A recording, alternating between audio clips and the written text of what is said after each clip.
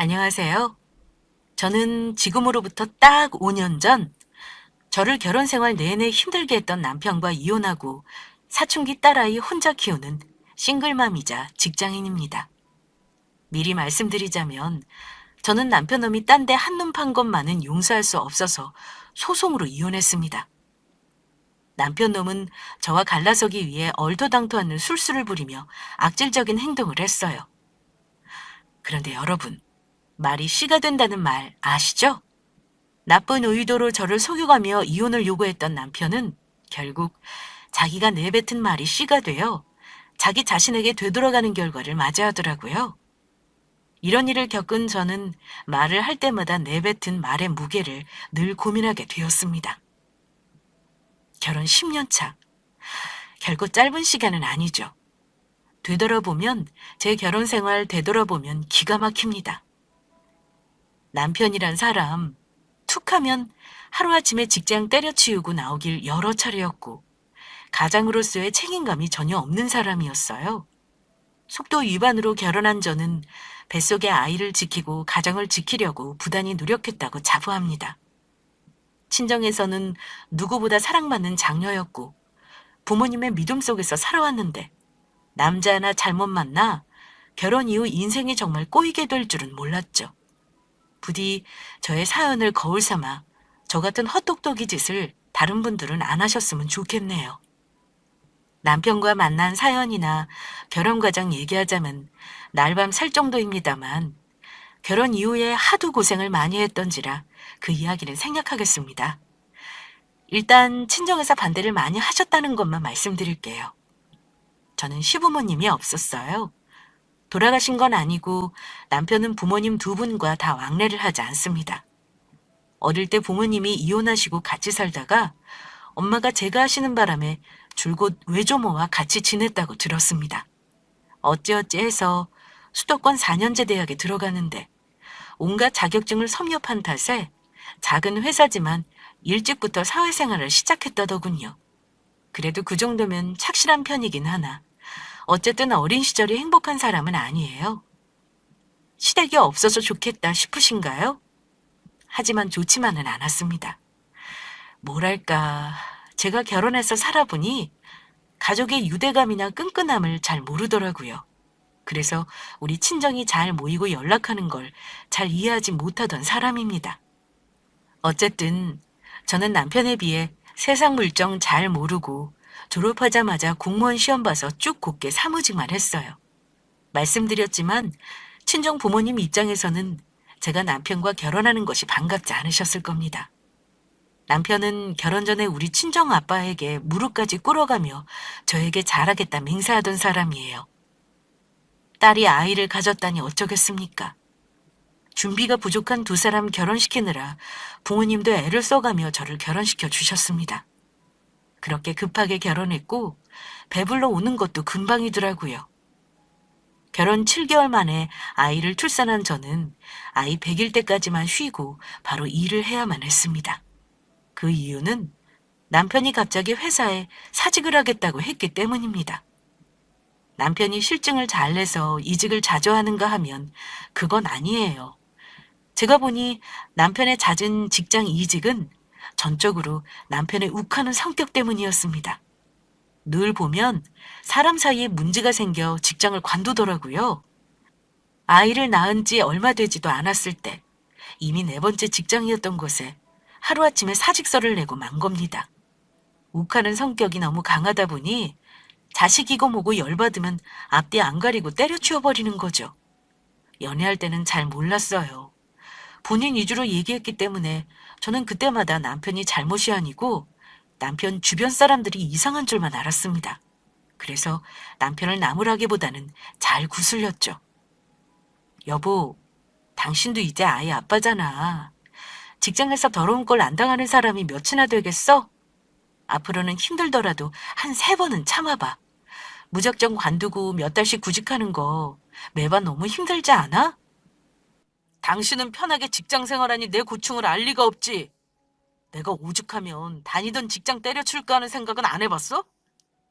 이 바닥 당신 생각처럼 참고 살 만한 합리적인 곳 아니야. 인간들 전부 썩어 빠졌다고. 부당한 업무 지시하는데 매번 참고 넘어가? 몇 번 따졌더니만 고의적으로 나 따돌리고 욕하는 것도 모자라서 지들끼리만 밥 처먹으러 다니는데 내가 그런 수모 당하면서 회사를 참고 다녀야겠냐? 당신도 힘든 건 나도 알아. 그렇지만 당신도 매번 같은 일 반복된다는 건 뭔가 문제가 있는 거 아니야? 남 탓만 하지 말고 내가 무슨 문제가 있는지도 한 번쯤 되돌아봐야 반복이 안 되지. 이런 식으로 마음에 안 든다고 회사 관두면 나나 우리 아기는 불안해서 어찌 사니? 내가 당신이랑 우리의 밥 굶기냐? 마냥 놀겠다는 거 아니니까 잔소리 그만해. 남편은 저런 식으로 한 번도 내게 미안해하기는커녕 큰 소리만 치기 일쑤였습니다. 내가 얼마나 힘든지 네가 아냐. 내가 무슨 돈 버는 기계냐 등등. 자기가 얼마나 힘든지만 본인 입장에서 얘기하는 사람이었어요. 하지만 막상 갓난아이가 있는데 직장을 미련 없이 때려치워버리는 남편을 보니까 뭐랄까 답답하고 막막하더라고요. 새로운 직장을 구할 때까지 기본 3개월은 놀더군요. 힘들게 벌어놓은 돈 다 까먹고 자기 직장 구해서 들어가면 월급은 예전 직장보다 더 내려간 수준이었죠. 한두 번은 이해해보려고 했습니다. 하지만 전세살이에 빚도 있는 상황에서 남편 직장이 불안정하다는 건 여자로서 굉장히 불편한 일이었습니다. 그래서 한두 번 다투게 되었는데 남편이 이직을 밥 먹듯 할 때는 그야말로 저와 하루가 멀다 하고 다투고 살았습니다. 그러다가 아이가 도울 무렵에 작은 중소기업의 기술직으로 들어갔는데 그 회사 경력직으로 입사하고 나서는 잘 다닌다 싶었어요. 대리에서 과장 되고 팀장까지 무난하게 다니길래 이제는 안정적으로 다니다 보다 했습니다. 그런데 그것도 잠시의 태평성대였죠. 아이가 유치원 들어가자마자 자기 원래 벌은 못 버리고 무슨 이유에서인지 회사를 또 때려치우더라고요. 그러면서 저에게 한다는 말이 나 도저히 남의 밑에서는 일 못 해먹겠다. 그냥 이제는 나이도 있고 어디 들어가기도 애매하니까 내 사업 해볼까 해. 나 나름 작년부터 사업하려고 고민 많이 했어. 당신이 나 조금만 도와주라. 당신은 공무원이라 대출도 많이 나오잖아. 한 1억 정도만 끌어모아 줄 수 없어? 내가 무조건 이자랑 원금은 당신 줄게. 나 처음이자 마지막으로 당신 도움 청하는 거잖아. 우리 가족 잘 되자고 이러는 거지. 나 혼자 좋자고 이러겠어? 뭐? 사업? 당신 미쳤어? 그렇다고 상의도 없이 회사를 때려치우는 법이 어딨어.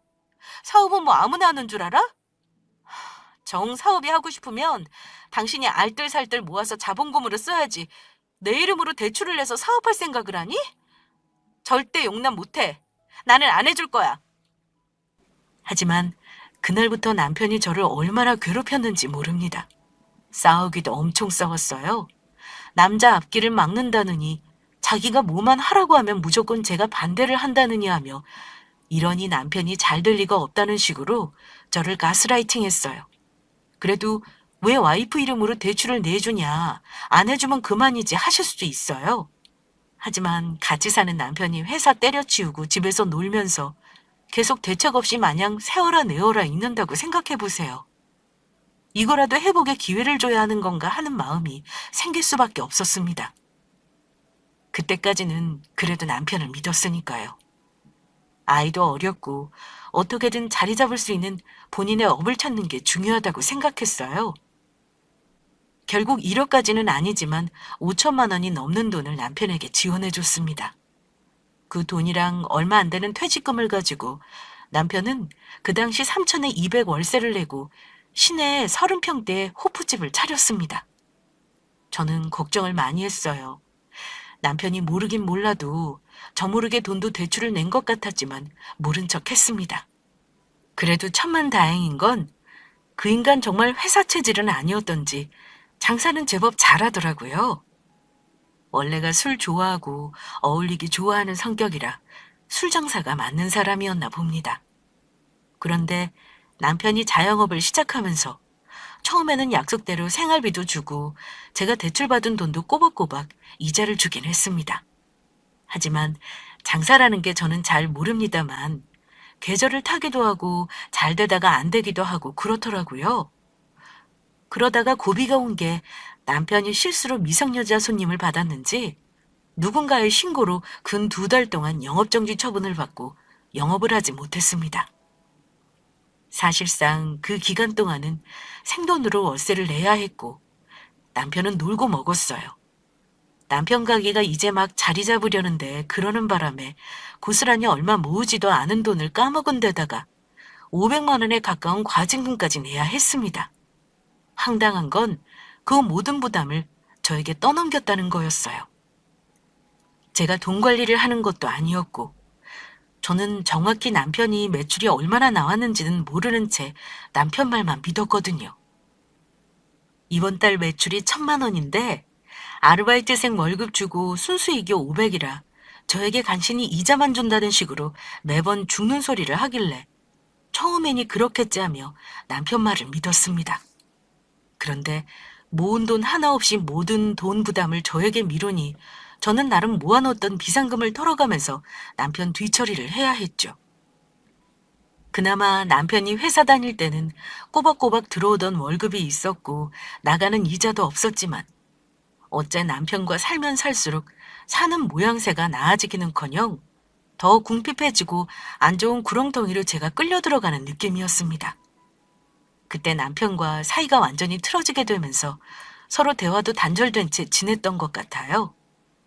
그나마 다행이었던 것은 남편이 술집을 시작하고 2년이 지나는 동안 한 해 한 해 경험이 쌓이면서 장사 소환이 생기는지 초반의 실수들을 다시 반복하는 일 없이 제법 매출이 나오는 듯 했습니다.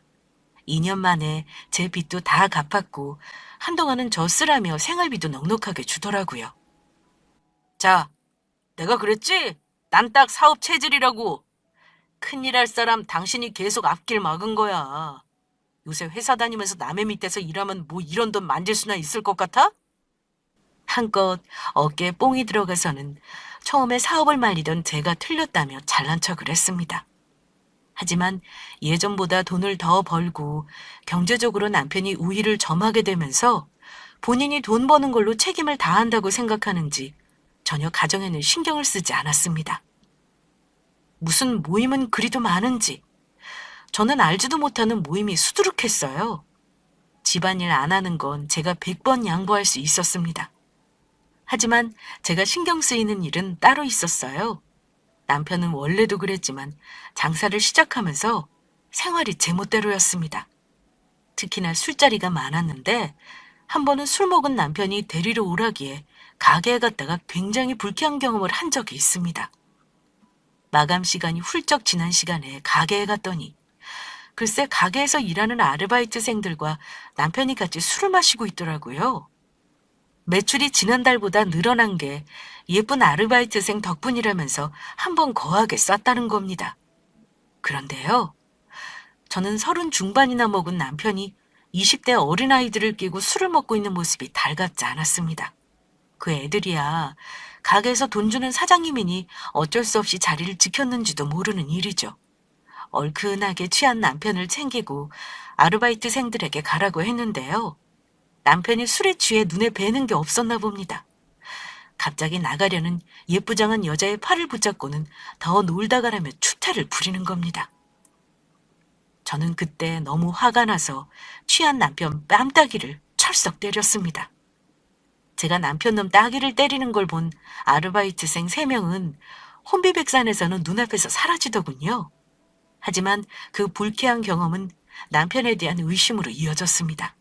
그날 그 꼬락서니를 제 눈으로 보고 나서 남편에게 단단히 일러줬어요. 당신 여자 조심해라. 내가 지금 더 화내고 뒤집어 엎을 수 있지만 이 정도로 말하는 거야. 폐가 망신하고 싶지 않으면 행동거지 조심해. 내가 없다고 주변에 눈 없는 거 아니거든? 어린애들 데리고 가게에서 술 먹는 그런 짓 앞으로는 하지 마. 그랬더니 남편은 당당하게 말하더라고요. 내가 뭐 나쁜 짓 하는 것도 아니고 같이 일하는 애들 달래줄 겸 술 한잔 하자고 한 건데 왜 하지 말라는 거야? 내가 사장이야, 사장. 당신은 나를 그 정도 판단력도 없이 어린애들 데리고 술 먹는 파렴치한으로 만들어? 글쎄, 당신 정말 순수한 의도로 애들하고 어울리는 거 맞아? 일하는 시간 끝나면 애들을 보내줘야지. 그러다가 정분 나는 거야. 내게 이상한 소문 들리기만 해. 나는 분명히 경고했어. 내가 싫어하는 일 만들지 마. 저는 분명 남편에게 기분 나쁘다고 경고했고 여자 아르바이트생들과 어울리지 말라고 경고했습니다. 하지만 그 뒤에도 남편은 제 눈을 피해 몰래 아르바이트생들을 데리고 술을 먹는 건 물론이고 골프 모임이니 상가 번영이니 하면서 저와 우리 딸에게는 그다지 관심을 두지 않았습니다. 생활비 주는 걸로 본인 책임을 다하고 있다고 생각하는 듯 했어요. 저는 여러 가지 일로 스트레스가 많았고 육아에 전혀 도움을 안 주는 남편 때문에 늘상 너무 힘이 들었습니다. 그러다가 갑자기 몸이 안 좋아진 계기가 있었어요. 갑상선 문제로 수술을 하게 되었는데 호르몬제를 복용하면서 제가 살도 많이 찌고 몸이 안 좋아졌습니다. 너무 힘들었던 저는 친정 부모님 걱정 끼쳐드리기 원치 않았지만 어쩔 수 없이 친정엄마가 부득이 당분간 저와 같이 지내시기로 하고 도움을 받기로 했습니다. 그런데 남편 놈이 참 못된 것이요. 결혼하기 전에는 잘하겠다고 큰소리치던 인간이었거든요. 하지만 결혼하고 나서 우리 부모님께 잘하기는커녕 처가 가자고 말 한 번 안 하던 놈이 되었습니다. 우리 부모님 잘 챙길 줄 모르는 사람인 거 잘 알고 있었던지라 잘하는 건 바라지도 않았지만 저한테 대뜸 불편하다는 소리를 하는 겁니다. 당신 편하자고 장모님 오시라고 하면 나는 어디서 지내야 하냐? 나 집에 오면 새벽 시간이야. 근데 장모님 깨실까봐 집에서 까치발하고 다녀야겠냐? 옷도 편하게 못 입을 거 아니야. 난 불편해. 우리 부모님하고도 같이 안 살아봐서 도저히 어른하고 한 집에 있는 일이 엄두가 안 난다. 그냥 내가 당분간 가게에서 지낼 테니까 당신은 편하게 장모님이랑 지내. 가게에서 지내다니. 그 조그만 창고방에서 어찌 먹고 자고 하려고 그래. 당신 정말 못됐다. 우리 엄마가 설마니 당신 불편하게 하겠어? 오히려 챙겨줬으면 챙겨줬지. 나 힘들까봐 애 봐주시겠다고 오신다는 건데 당신은 어쩜 도망가 있을 생각부터 하고 뭐 느끼는 게 전혀 없는 건지 참 어이가 없다. 내가 왜 이렇게 아픈지 한 번이라도 생각은 해봤어? 뭐? 그게 나 때문이라는 거야? 당신 원래부터 몸이 약한 걸 왜 내 탓을 해? 그리고 당신 살찐 거 봐라. 살쪘으면 아프다 말만 하지 말고 운동이라도 해서 뺄 생각을 해. 내 주변에 당신 또래들하고 비교하면 당신이 10살은 늙어 보여. 암튼 나는 장모님 오시는 거 불편해. 아침에 늦게까지 자야 하는데 늦잠도 못 잘 거 아니야. 맨날 가게에서 자겠다는 거 아니고 일주일에 2-3번 정도는 나 편한 곳에 있겠다는 거야. 어차피 남편은 제 허락이 필요해서 말하는 것도 아니었습니다. 제가 싫다고 한들 와이프 말대로 해줄 사람도 아니고요. 마음대로 하라 그랬더니 정말 엄마가 우리 집에 와 계시면서 말은 가게에서 잔다고 하지만 외박을 밥 먹듯이 하더라고요. 아주 당당한 외박이었고 구실은 좋았지만 여자 마음이라는 게 그래요. 남편이 신발 신고 밖에 나가 있으면 총각 행세를 하며 문란하게 생활할지 어찌한답니까? 게다가 남편 놈처럼 술 장사하고 가게에 여자들이 왔다 갔다 하는데 말입니다. 속내를 말씀드리자면 저는 남편을 그다지 믿지 않아요. 특히 여자 문제에서 있어서는 그랬습니다. 장사하면서 툭 하면 어린 아르바이트생들과 어울리는 것도 신경 쓰였고요. 근데 대놓고 남편이 집에 안 들어오겠다는데 어느 여자가 그러라고 하겠습니까? 그 문제로 싸우면서 참 남편에게 서운했습니다. 저 몸 아픈데 한 번도 병원에 가준 적도 없고 그저 아프다는 소리를 귀찮아하던 남편. 처가에서 도와주러 온다고 하면 장모님 무서워서라도 잘하려고 하는 게 보통 사위들 모습일 텐데 남편은 저리 이기적으로 굴더라고요. 결국 남편은 엄마가 오시자마자 짐을 주섬주섬 싸서는 가게에서 먹고 자고 하겠다며 나가버리더라고요. 엄마는 남편이 가게에서 지내겠다는 말을 듣자마자 우리 부부 사이가 심상치 않다는 걸 대번에 눈치채셨습니다. 엄마가 괜히 여기 와 있는 거 아닌가 모르겠다. 김서방 절에서야 되겠니? 너 남자가 저렇게 밖으로 돌면 필시 딴짓하게 되어 있는 거야. 어떻게든 나가지 않게 말려야 하지 않겠니? 김서방 때문에 엄마도 속상해 죽겠어. 너 고생 안 시키고 살겠다면서 큰 소리 치던 놈이 왜 저리 변한 거니? 너 그동안 힘들게 살면서 엄마한테 왜 말도 안 했어? 그러니 네 몸만 일이 망가지는 거 아니냐? 이미 내 말 듣는 사람도 아닌 걸 뭐. 엄마 오기 전에 이미 한바탕 했어요. 책 잡힐 짓 하지 말라고 했으니까 알아서 하겠죠. 너무 걱정 마세요, 엄마. 나랑 매일 전화통화도 하고 있고 평일에 한두 번은 집에 올 거래. 아무리 그래도 그렇지. 아픈 마누라 놔두고 밖에서 잔다는 게 말이 되니? 가게에 쉴 곳은 제대로 있고 주방 안쪽에 쉴 수 있는 방이 하나 있어요. 깨끗하게 장판 깔고 온돌도 깔아서 지내긴 편할 거예요. 하긴 새벽에 마감하고 집에 오면 불편할 수도 있겠다 싶네. 가족들이랑 지내보질 않던 사람이라 엄마가 불편하다는데 어쩌겠어. 그래도 가끔 네가 가서 들여다봐. 김서방도 김서방이지만 일단 네 몸이 먼저니까 너 추스르는 일부터 신경 쓰자. 엄마 있는 동안 마음 편히 직장 생활하고 병원도 다니고 그래. 엄마에게는 걱정 말라고 했지만 사실 저는 남편이 집에 안 들어오면 퇴근하면서 종종 가게 바로 맞은편 카페에서 남편을 지켜보고 오긴 했습니다. 그런데요. 그렇게 한 달이 넘어갈 무렵 제 눈에 이상한 광경이 자꾸 보이더라고요. 처음 보는 어려 보이는 아르바이트생을 채용했나 싶었는데 묘하게 두 사람 행동이 부자연스러웠습니다. 건너편 카페에서 지켜보는데도 제 눈에 뭔가 이상한 기류가 느껴지더라고요. 남편은 주로 주방이나 카운터 계산을 했는데 둘이 슬쩍슬쩍 스킨십을 한다던가 하는 모습이 보였습니다. 근데 그 모습 보는데 소름이 쫙 끼치는 겁니다. 남편의 행동을 가만히 돌이켜보니까 친정엄마 오신다고 집을 나가겠다고 말하기 전부터도 뭔가 다른데 정신이 팔린 것 같은 모습을 보였던 것이 생각나더라고요. 설마 하면서도 저는 그날부터 남편 동태를 유심히 살폈습니다. 일주일에 한두 번 집에 올 때 빨랫감도 유심히 살폈어요. 근데 이상하게 제가 의식을 해서인지 남편 옷에서 늘 같은 향수 냄새가 나더라고요. 그것만 해도 심증은 충분했죠. 그리고 더 이상한 점이 있었습니다. 늘 저에게 짜증스럽고 살 빼라는 소리를 하던 남편이 묘하게 저를 대하는 것이 부드러워지고 전에 없이 다정한 척을 하더라는 겁니다. 왜 죄지은 놈이 제일 먼저 한다는 짓이 마누라에게 꽃을 사다 준다거나 친절해진다지요? 그 말이 딱 떠올랐지만 티내지 않고 남편이 집에 들르는 날 기회를 봐서 핸드폰을 털어볼 기회를 노리고 있었습니다. 하지만 생각보다 남편은 자기 핸드폰 보안을 철저히 해놨더라고요.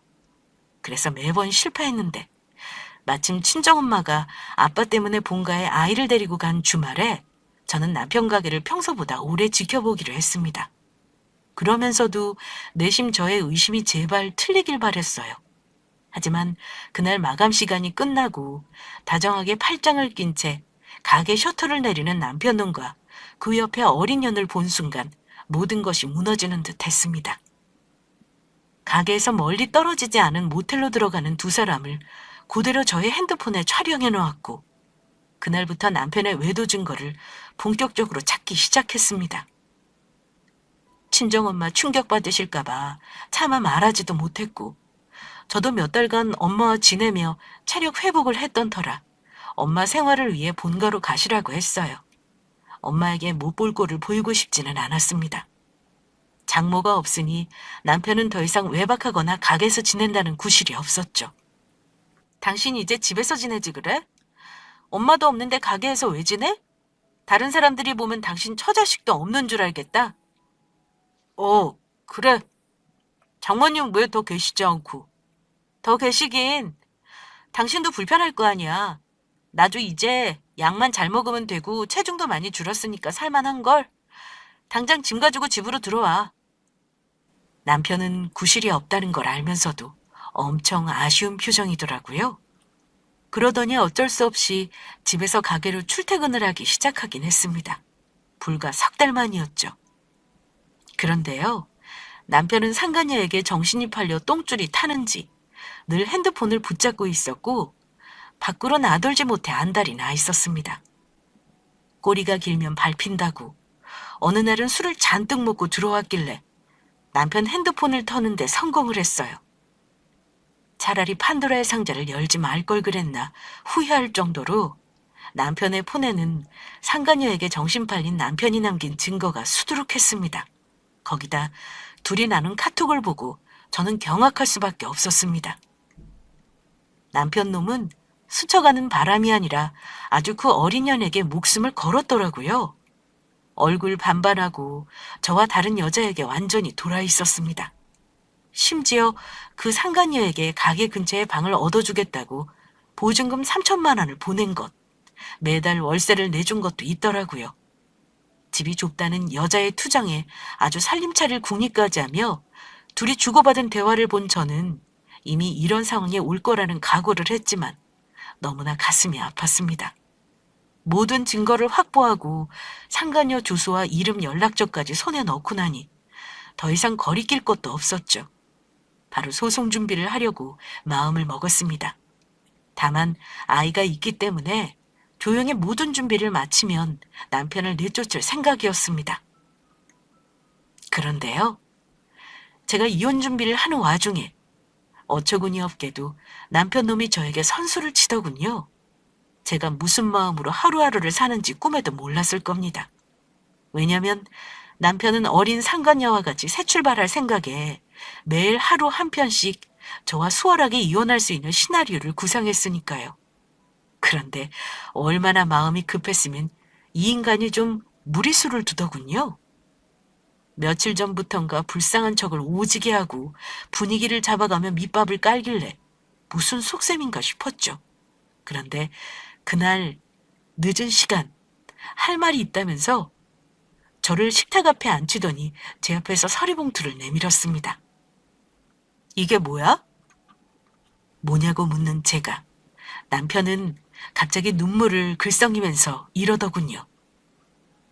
여보, 우리 이혼하자. 나 암이래. 대뜸 그놈이 제게 말도 안 되는 초음파 사진을 들이밀며 이혼을 하자고 하는 겁니다. 자기가 암이라면서요. 눈물을 글썽이며 제게 서류와 초음파 사진을 내미는 그놈을 보면서 딱 봐도 술수인 게 보이는데 아주 최선을 다해 연기를 하더군요. 뭐? 암이라고? 누가 당신이 암이라는 거야?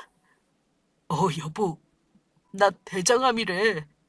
그것도 말기래. 당신 알지? 암 말기면 오래 못 사는 거. 수술은 가능하지만 항문도 못 살리고 인공 항문도 달아야 한다 그러더라. 병원에서 그렇대? 그럼 수술도 하고 항암도 하겠네? 앞으로 넘어야 할 산이 많은데 내가 이런 병 걸리고 나니까 생각이 많아지더라. 여보, 나 얼마 못 살아. 그동안 당신한테 못되게 굴고 잘해주지 못해서 미안해. 그래서 도저히 내 병시중까지는 해달라고 못하겠다. 평생 당신한테 상처만 주고 못되게 굴었는데 마지막까지 당신 힘들게 하고 싶지는 않아. 이혼하고 당신 새 출발해. 당신 얼굴 보고 내 입으로 정확히 얘기할 수 있을 때, 그나마 멀쩡할 때 우리 이혼하자. 급기야 닭똥 같은 눈물까지 뚝뚝 떨구더군요. 당신이 죽는다고? 이게 진단서고 대장암이라. 대체 언제 나 모르게 병원 가서 검사도 하고 이런 진단서까지 받은 거야? 나한테 말해서 같이 갔어야지. 몸 이상한 건 꽤 됐지. 혹시나 해서 가본 거였는데 암일 줄은 나도 몰랐어. 정확해지면 얘기하려고 나도 기다린 거야. 여보, 미안하다. 우리 딸한테도 당신한테도 할 말이 없어. 당신 절대 나 같은 놈 옆에 있겠다는 소리 하지 마. 나 때문에 돈도 엄청 많이 들어갈 거야. 나 당신한테 부담 주고 싶지 않단 말이야.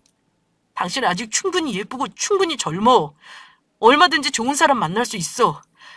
그러니까 여보, 내 마지막 소원이야. 나랑 이혼해줘. 초음파 사진은 어디서 구했는지 모르겠지만 조악하게 위조한 듯한 진단서를 내려다보는데 참 허탈하더라고요. 남편 놈은 이렇게까지 해가면서 저랑 부부의 연을 끝장내고 싶었던 거죠. 이혼해달라며 우는 남편에게 저는 더 이상 숨기지 않고 말했습니다. 그렇게 이혼해주는 게 소원이면 해줘야지. 그래, 우리 이혼하자. 남편은 얼굴에 기쁜 기색을 감추지 못하더라고요.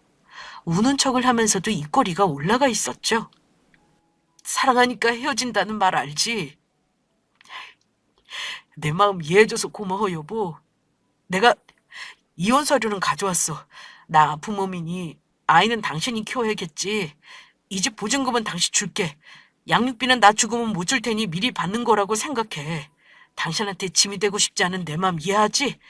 자, 여기 도장 찍자. 서류 봉투에서 이혼 관련 서류를 꺼내 제 앞으로 들이밀길래 저는 말없이 그 서류를 도로 남편에게 밀었습니다. 당신 마음 이해해. 근데 미안하지만 협의 이혼은 못 해주겠다. 도로 집어넣어. 이혼하자고 할 사람은 당신이 아니고 나라는 거 잘 알 텐데. 뭐? 갑자기 무슨 소리야, 여보? 협의 이혼을 못 해주겠다니? 잘못한 사람이 이혼을 요구한다는 게 말이 된다고 생각해? 참 어이가 없다. 얼마나 이혼이 하고 싶으면 이 지랄을 하겠어? 대체 누구 머리에서 나온 생각이야? 이 말도 안 되는 심파극은. 그 어린 년이랑 살림 차리고 싶어서 아주 별수작을 다 부리는구나? 협의 이혼 좋아하네. 내가 누구 좋으라고 협의 이혼을 해? 뭐? 암이라고? 야, 그렇게 술 처먹고 암 안 걸리는 게 이상하긴 하지만 죽을 병 걸렸다는 거짓말까지 해가면서 그년이랑 같이 살고 싶니? 차갑게 쏘아붙이는 저에게 남편은 깜짝 놀랐는지 아무 말도 못하더라고요. 당신 뭐야? 나 암 맞다니까 진단서 봤잖아. 당신 이 진단서 엄밀히 말해 문서 위조야. 나 속이려고 문서 위조한 거 이거 고소감이다. 노력은 가상하지만 좀 더 치밀했어야지. 나 당신 딴짓하는 거 벌써 몇 달 전부터 알고 있었어. 당신은 내가 어디까지 아는지를 걱정해야 할 거야. 전부 알고 있었다고? 당신 진짜 무서운 여자네. 대체 뭘 얼마나 알고 있다는 건데. 그냥 조용히 도장 찍고 끝내자. 당신이 원하면 이 집도 다 당신이 가져. 글쎄, 그건 소장 받아보면 알 테니까 미리부터 궁금해할 필요 없어. 나 우리 딸한테 상처 주고 싶지 않았어. 싸움도 참았고 당신 내쫓고 싶어도 참았는데 이제는 한계가 온 것 같다. 당장 내 집에서 나가. 남편은 찍소리 못하고 다급하게 짐을 꾸려 집을 나갔습니다. 그런데 꼴에 차키를 찾길래 제 명의로 된 차인이 놔두고 가라 했습니다. 남편은 사업을 하면서 세금을 내고 싶지 않다고 집과 차를 전부 제 명의로 해놨었거든요. 물론 대출도 제 명의였지만요. 솔직히 남편이 가게 차리고 생활비를 줬지만 재산 형성을 할 만한 돈을 저에게 주지 않았고 자기 돈으로는 얼마나 남기고 뭐하고 다녔는지 저는 몰랐습니다. 확실히 상간녀 원룸 얻은 보증금을 해줬다는 것만 알고 있었죠. 그래서 이혼해도 집과 차는 나누지 않을 생각이었습니다. 그날로 집을 나간 남편은 이리 가도 저리 가도 산으로 가기만 하면 된다는 생각이었겠죠. 소송 이혼이나 협의 이혼이나 매한가지라며 어디 해볼 테면 해보라는 식이었습니다. 그래서 저는 보란듯이 청구할 수 있는 최대치의 위자료를 청구했고 상간녀 소송도 진행했습니다. 하지만 아무리 이혼 소송을 제가 하고 상간녀 소송을 한데도 제 심정은 마냥 후련하지만은 않았습니다. 심지어 위자료도 섭섭지 않게 챙겼고 상간녀 소송에서 승소했음에도 우울감이 가득했죠. 그냥 결혼해서 아이 키우며 가장 지키려고 동분서주한 세월이 너무 아깝고 슬펐어요. 밥도 먹기 싫었고 겨우 회복했던 건강이 나빠지더라고요. 그러다 어느 날 거울에 비친 제 모습을 보는데 그제야 정신이 들더군요. 거울 속에 흰머리가 희끗한 웬 초라한 아줌마가 있더라고요. 이건 아니다 싶었어요. 내가 뭐하러 그딴 것들 때문에 내가 이리 고통을 받아야 하나 마음을 고쳐먹었습니다. 그날부터 잘 먹고 운동도 시작했습니다. 마냥 우울감에 빠져있을 수는 없었습니다. 저는 엄마이니까요. 친정 부모님 속상해하신 거야 말해 뭐 하겠습니까? 그래도 아이 생각해서 앞날만 생각하고 살라며 옆에서 얼마나 큰 힘이 돼주셨는지 모릅니다. 그렇게 남편과 이혼하고 몇 년의 시간이 흐르는 동안 초등학생이었던 딸아이는 중학생이 되었고 저는 힘든 이혼의 상처를 극복하고 열심히 직장 생활을 하고 있었습니다. 그동안 진급해서 월급도 올랐고 집도 한 번 매매를 하고 옮기며 자산도 늘어 있었죠. 저는 누가 봐도 이혼하고 나서 더 안정된 삶을 사는 중이었습니다. 다른 사람을 만날 생각은 아직 들지 않더라고요. 아무래도 엄마이다 보니 아이를 생각하면 재혼이 상처가 될 것 같아서 앞으로도 저는 누군가를 만나 새 출발할 생각은 없습니다. 전 남편에게 하도 되어서인지 결혼이니 남자니 넌덜머리가 나고 아이와 평화롭게 지내는 것이 너무 좋더라고요. 그런데요, 저의 편안한 일상을 전 남편이 다시 한번 흔든 사건이 있었어요. 이혼하고 나서 전 남편은 아이가 보고 싶다며 가끔 연락을 해왔습니다. 하지만 만나는 건 아이가 어느 순간 거부하기 시작해서 만나고 살지는 않았습니다. 그런데 어느 날은 저에게 할 말이 있다며 만나자고 하더라고요. 제가 그 인간을 만날 이유가 없었죠. 그런데 제 일하는 사무실은 어찌 알았는지 갑자기 찾아와 얘기 좀 하자며 연락을 하는 통에 어쩔 수 없이 얼굴을 한번 보게 되었습니다. 그런데 저는 약속 장소에 있는 전 남편 놈을 알아보지 못했습니다. 왜냐하면 이혼할 당시의 모습과 전혀 다른 모습으로 나타났기 때문이었죠. 물론 마스크를 쓰고 있기도 했지만 예전에 건장한 체격은 온데간데 없고 비쩍 마른 몸에 누가 봐도 병색이 완연한 얼굴이었습니다. 무슨 일로 얼굴을 보자는 거야? 나는 당신한테 할 말 없어. 우리 현서 보고 싶으면 앞으로 문자로 보내. 당신은 여전히 얼굴이 좋네. 오랜만이야, 현서 엄마.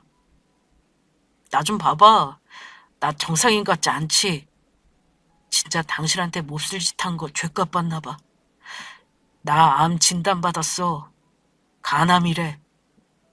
너무 절박한 상황인데 도움을 청할 데가 없더라. 그래도 우린 부부였고 우리 현서 엄마 아빠잖아.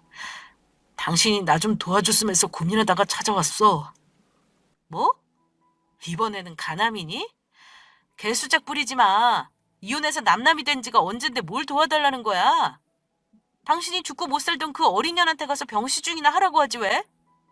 헌수 엄마, 진짜 내가 잘못했다. 당신한테 암이라고 거짓말했는데 그대로 벌 받더라. 나 지난 몇 년 동안 그년한테 돈 다 털리고 가게 망하고 스트레스 받아서 술로 살다가 암에까지 걸린 거야. 진작에 그녀는 내 돈 다 털어먹고 도망갔지. 여보, 나 그래도 현서 아빠잖아.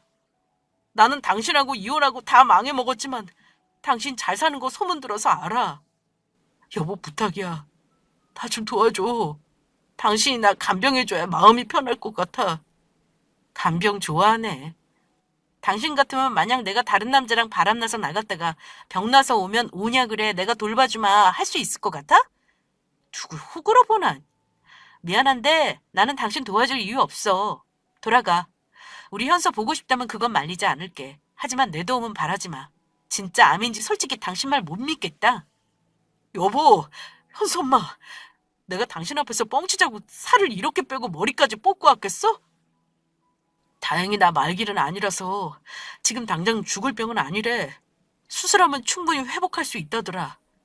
내가 이번에 수술해서 나오면 나 진짜 새로운 인생 산다고 생각하고 나 정신 차리고 살게. 당신한테 평생 속지 않은 마음으로 잘할게. 어? 이러면서 쓰고 있던 모자를 벗는데 정말 머리가 다 빠져 있더라고요. 아픈 건 안 됐지만 정말 신기하게도 그 사람을 도와주고 싶다거나 측은한 마음은 들지 않았습니다. 그냥 말이 씨가 된다는 게 이런 거구나. 남에게 해코지하면 어떤 식으로든 돌려받는 게 세상 이치구나 하고 깨달을 뿐이었죠. 자기가 막상 아쉬운지 합치자는 개소리에 간병해달라는 요구를 하며 자기를 진심으로 간호해주고 잘 돌봐줄 사람은 저밖에 없다고 이빨린 소리를 하더라고요. 얼마나 괘씸하던지요. 괘씸하다 못해 어이가 없어서 헛웃음이 날 지경이었습니다. 당신은 여전히 이기적이구나. 공짜로 간병인 쓰고 삼시세끼 밥에 잠자리까지 해결할 사람 찾나 본데 미안하지만 당신 돈 주고 찾길 바래. 내가 너 같은 쓰레기랑 다시 재결합을 하겠니? 네가 나한테 안 걸렸다고 뻥칠 때 한 말 기억하지? 나 충분히 젊고 예쁘니까 좋은 사람 만나서 새롭게 시작하라고. 그래서 너 같은 똥차 말고 벤츠 같은 사람도 만날 거야. 알겠니? 당신 같은 놈과 새 출발할 일은 절대 없어. 한선마, 우리 딸 생각해서 다른 놈은 만나지 말아줘. 그래도 아빠인 내가 낫지. 아픈 사람한테 이렇게 화내지 말고 내가 한 말 진지하게 생각해줘. 분명 싫다고 말했어. 당신 나한테 거짓말하고 사람 뒤통수 친 거 벌 받은 거야. 아까 당신 입으로 말했잖아. 벌 받은 것 같다고. 나 당신한테 요만큼도 동정심 안 들어. 당신이 얼마나 아픈지 모르겠는데 나는 당신 외도 안 순간부터 이혼할 때까지 숨도 못 쉴 정도로 힘들었어. 알겠니? 당장 내 눈앞에서 꺼져. 저는 전 남편에게 마시고 있던 아이스 커피를 확 부어버리고 자리를 박차고 나와버렸습니다. 그날 일이 충격이었던 건지 그 인간은 저를 다시 찾아오는 일은 없었습니다. 하지만 뻔뻔하게도 합치자는 문자 세례와 우리 딸을 통해 저를 회유하는 찌질한 짓까지 하더군요. 그래서 혹시 몰라 접근 금지 신청까지 해놓고 그 인간 번호는 차단해버렸습니다. 그랬더니만 어느 순간부터 뚝 끊기긴 했습니다. 그게 작년 일이고 지금은 그 인간 어찌 사는지는 몰라요. 아마도 죽었다는 소식이 없는 걸로 봐서 아직 살아있는 것 같습니다. 사람 목숨이 모글이 쉽게 없어지는 것도 아니고 아마 온갖 방법을 동원해 삶에 대한 의지를 불태우고 있을 거라 예상합니다. 저도 그 인간이 더 살면서 남은 벌 좀 다 받았으면 좋겠네요. 그렇게 그 인간과의 질긴 인연을 정리한 저는 이제야말로 모든 걸 털어내고 후련한 마음으로 하루하루 열심히 살고 있어요. 가끔 세상이 참 나쁜 인간들에게 관대하다는 생각을 하곤 하는데요. 그래도 저는 제 경험을 바탕으로 죄를 지었으면 언젠가는 꼭 돌려받는다는 인과응보를 믿게 되었답니다. 혹시 저처럼 저 정도의 인간 쓰레기를 겪으신 분이 있다면 이렇게 멀리서나마 응원을 보낼 테니 저의 사연으로 위로를 받으셨으면 합니다. 저의 사연은 여기까지 하겠습니다. 감사합니다.